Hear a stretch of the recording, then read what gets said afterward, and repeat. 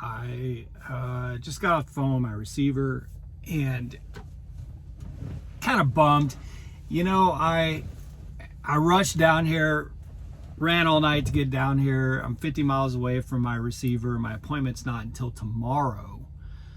But I thought maybe it's a 50, not 50, maybe 30-70. I thought 30% chance that if I call today, I'd be able to get unloaded a day early. Turns out they're not receiving today. They're shipping today, which it's Sunday, but they're not receiving today. So that's a bummer. So now I'm 50 miles away and a full, basically 24 hours to sit on 50 miles. It is what it is. It's all part of the show. I accepted the load. I knew what I was walking into.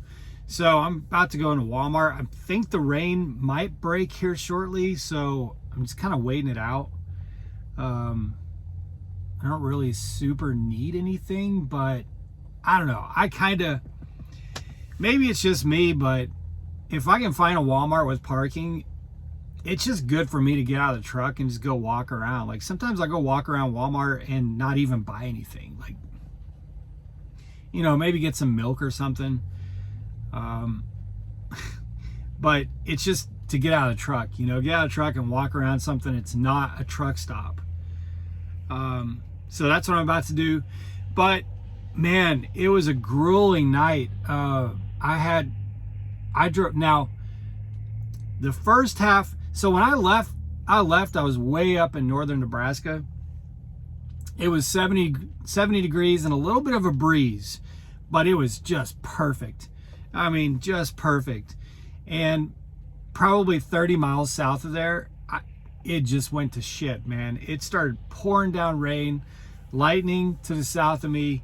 And then I thought I was feeling some wind. And then when I got on 80 going west, wow. I mean, 30 to 35 mile per hour winds. The app said gust. It felt pretty damn sustained to me. And now I'm heavy, and not only am I heavy, I've got 43,000 pounds in the trailer, but it's also pretty short pallets of meat. So it's meat for a Hormel chili. So it didn't really, I wasn't concerned about it, but it was still a fight, because when you're on 80 going west and the wind is cutting straight from the north to the south, it's just battering you from the side.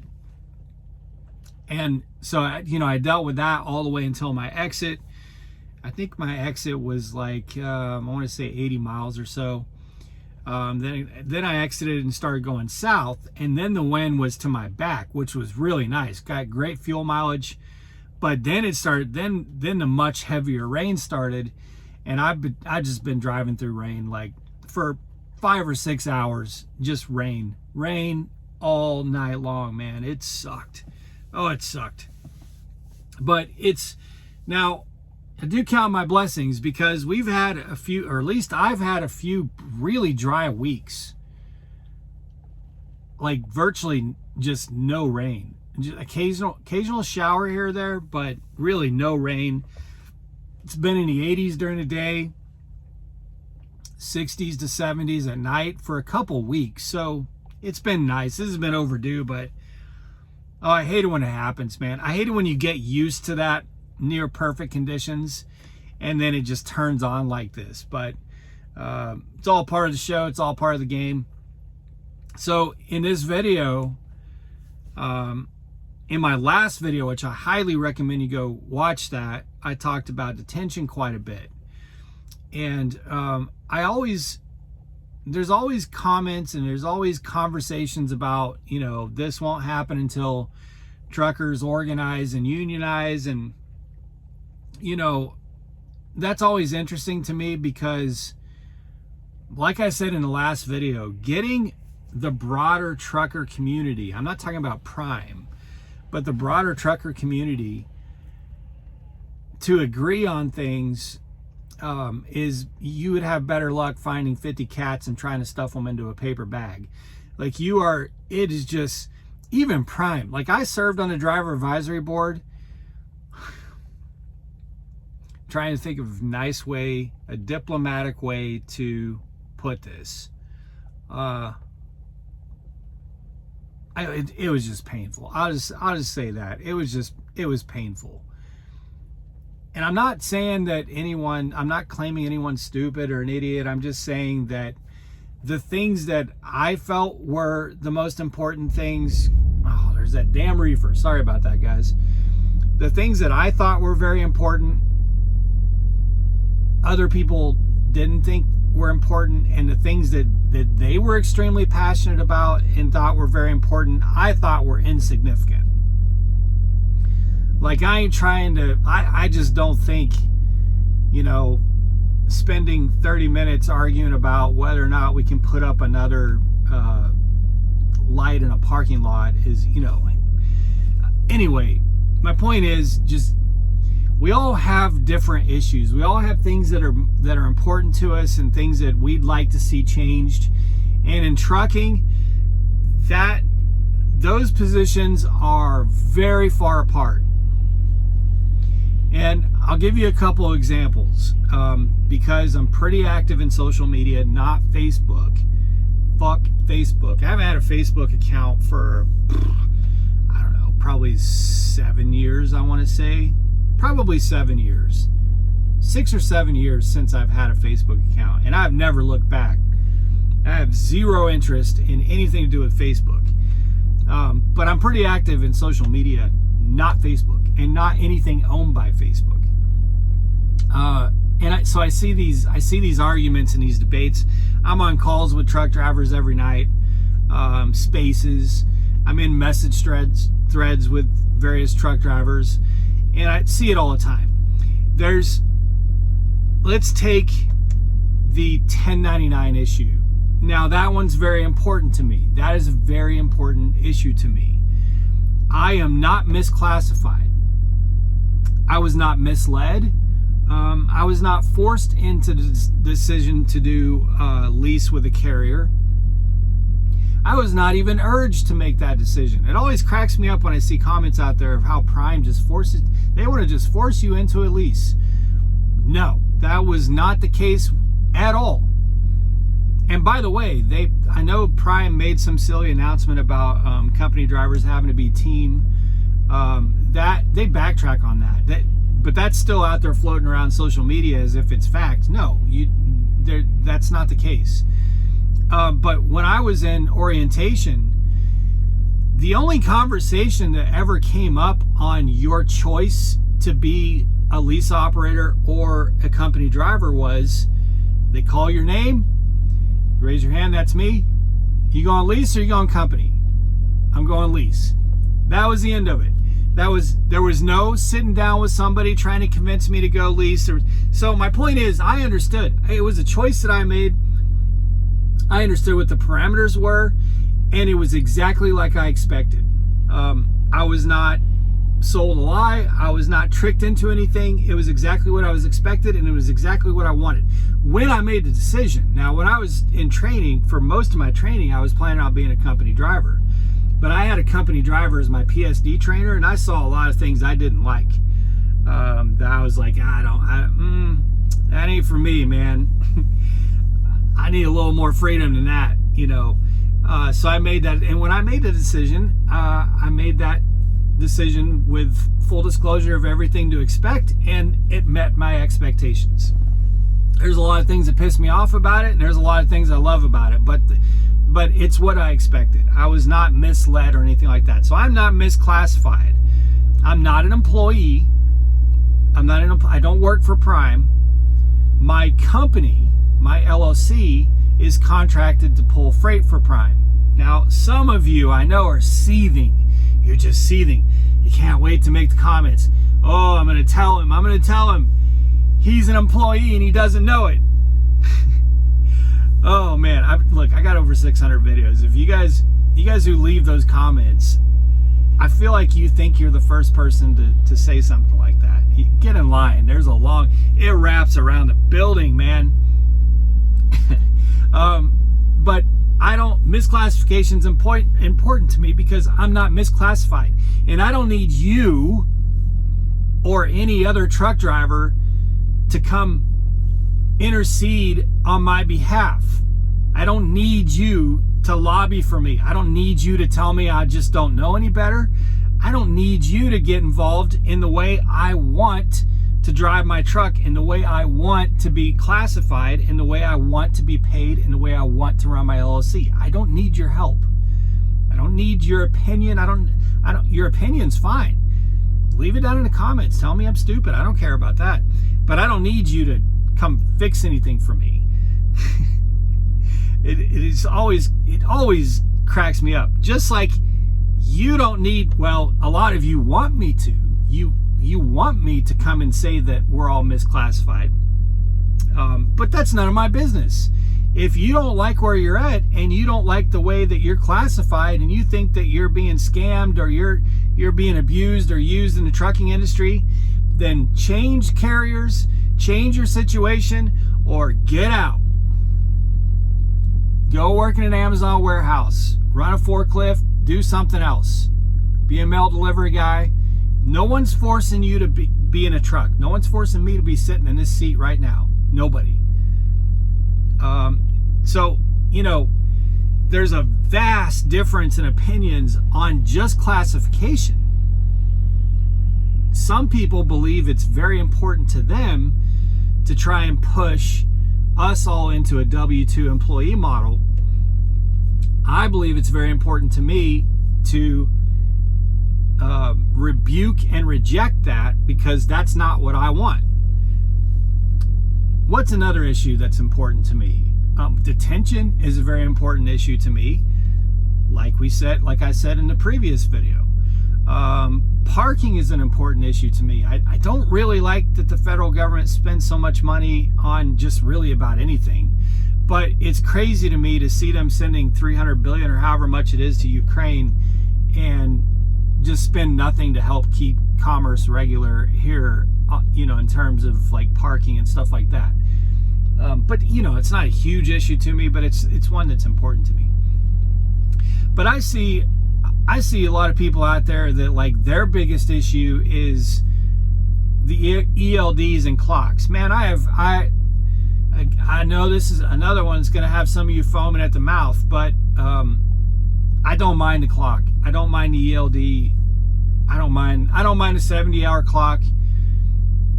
Honestly, the way that it's set up doesn't really, I function just fine. Since they brought in the much more lenient split sleeper, like that is very helpful to me, and it solves some of the problems that I had, which were that sometimes I just want to get close to a city, take a nap while rush hour traffic goes through or something. Stop my clock, stop it, pause it, and then carry on later. Or maybe I need it to make my load work. So that was a big help. Outside of that, man, it doesn't really bother me. I mean, I've talked about it in my videos before, and I think it's absolutely stupid that people think that just because you have to, on this device, select sleeper berth, and that's the only evidence, by the way, by its own admission, that is the only evidence that the federal government has that I'm asleep, is that I have this little drop down menu and I select sleeper berth and I leave it in that status for 8 hours. That is the only evidence that the federal government has that I've gotten rest. There's not even a mandate or a requirement that I be asleep when I'm in the sleeper berth, because how are they going to require that? But my point is, there's no requirement that I actually be asleep when I'm back there. The only requirement is that I select that drop down, select sleeper berth, and leave that status active for 8 hours during a 10-hour break. It's so stupid. It doesn't prove anything. It doesn't prove anything. It doesn't mean any driver's actually getting any sleep. So I think it's silly, and I think it just goes to prove that, a lot of stuff the government does is just full retard. But you know, a lot of people are like very passionate about ELD and a 70-hour clock and the way it all works, and that's their big issue. To me, it's like, it's fine. I function just fine. It's not a problem to me. There's a lot of people out there that hate the talk of being governed at 65 or 70 or whatever. Not really an issue I care about. I'm governed at 65 and I'm perfectly fine with that. There's a couple times where I would like to be able to push to 70 to be able to, pass somebody or something like that. But, you know, all the people bitching about it who just want to fly around at 70 or 75, if they were all forced to drive at no more than 65, they would find that it's just fine. It's very fuel efficient. I have no problems. Now I do 65 everywhere I legally can, but I have no that's not something I really care about, you know. And I don't want government to regulate us. Don't get me wrong. I don't want the federal government to have a governed maximum. There's a train coming, so my reefer shuts off and there's a train coming. So my reefer shuts off and now there's a new noise. So anyway, my point is everybody's just all over the map. And if you're telling people who just by nature of what we do want to be out, like I just spent 7 hours in my office in this chair listening to a really good audiobook, sucky shitty wind and rain, but outside of the weather, a pretty pleasant, enjoyable evening. Nobody coming and knocking on my office door, nobody breathing over my shoulder, nobody bothering me. As long as I get from point A on time and then get from point A to point B when I say I'm going to, nobody talks to me, nobody bothers me. And that's what a lot of truck drivers want. We don't want a time clock. We don't want a shift supervisor. We don't want a list of tasks we have to check off before we can go home.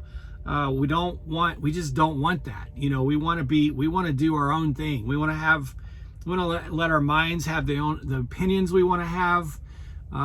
We want to take loads where we want to run. I haven't been west of Denver for years.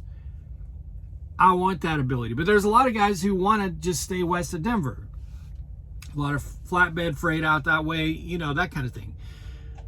We all are very individual out here as truck drivers, and we're very individual because we want to kind of be on our own. And that just in and of itself is in opposition to the idea of us all being organized as part of a union or a part of something. But even if we were, you would have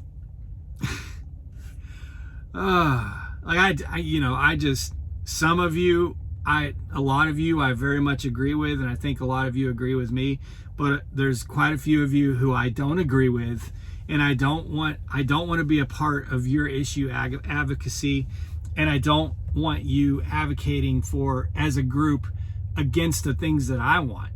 And that's what you have across the trucking community. You have 100 different viewpoints of all the issues, and people want different things, and they're most passionate about different things, and then there's other things they don't care about that other people are very passionate about.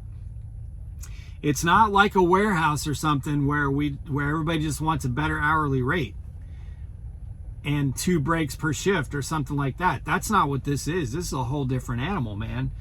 And it's just same.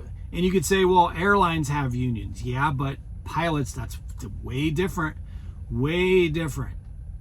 That is like it's just different. So truck drivers, I just don't like, you're just not going to get everybody on the same page. It's not going to happen. I'm not even on the same page with the 2,000 people or whatever it is that watch every one of my videos, or 1,500 or 1,200 or whatever it is. Like, I'm not even on the same page with all of you. I suspect most of you I am, but there's probably 20 or 30% of you that we disagree on a lot of things. So it's just not going to happen, man. It's not going to happen. And when it does happen, and sort of these localized, like yellow and stuff like that, it inevitably ends in collapse. You can have everybody, you may think that you're right and you know the truth about what happened with yellow, but somebody else who's close to it has a different opinion of what happened with yellow. It doesn't matter. At the end of the day, it didn't work. Could be mismanagement, it could be any of that, but it didn't work. So it's, you know, I just don't think, I don't think that's the avenue to go. What's the answer to getting these problems like detention and stuff like that solved? I don't know that there is an answer, but that's the case with a lot of our world and a lot of our country here in America, is that no problems are getting solved. It's not just trucking. Like, no problems are getting solved. None. We don't have a representative government. The only problems that are getting solved are problems getting solved for millionaires and billionaires. For both parties. You and me, problems aren't getting solved. In fact, more problems are being created for you and me. More problems are being created than are being solved. So, I don't have an answer for it.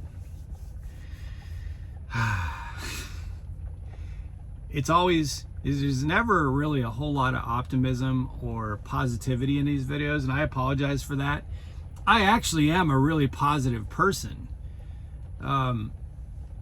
But it's, you know, my videos are just an outlet for like the stuff that you know, that balled up pressure of something that's just, you know, ringing in my ear that I want to get out. It's an outlet for that. So my apologies, sort of, but also thank you for always letting me vent in these videos. All right, I'm gonna, I guess, bring my boots out, which I haven't had my boots out this entire summer. I cannot walk across this parking lot in my tennis shoes. My tennis shoes will be soaked top to bottom by the time I get back, so I'm gonna break my boots out. I'm gonna go walk around Walmart. There's a store over here to my right I'll visit. They open up here in an hour and a half, and then I'll go park at Love's, I guess. There's a Love's across the interstate from me. Sucks. And I have to burn 24 hours over there. I could have stayed where I was at and got a 34, but I don't really need the hours. Decisions. All right, guys, be safe, make good decisions, always drive, thrive. Talk to you all soon.